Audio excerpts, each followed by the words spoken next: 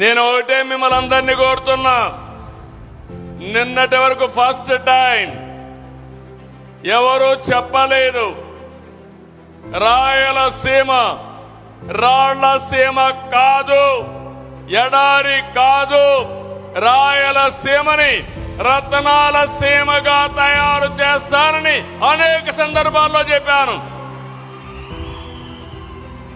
అది ఈరోజు ఈ స్వర్ణగిరి గ్రామం నుంచే ప్రారంభమవుతుంది. ఒకప్పుడు కేజీఎఫ్ ఉంది, కోలార్ గోల్డ్ ఫీల్డ్. ఇప్పుడు దేశమంతా మాట్లాడబోయేది స్వర్ణగిరి గోల్డ్ ఫీల్డ్. దేశంలో బంగారు ఎక్కడ ఉత్పత్తి అవుతుందంటే మన స్వర్ణగిరి నుంచే. అదే విషయం మనందరం గుర్తుపెట్టుకోవాలి.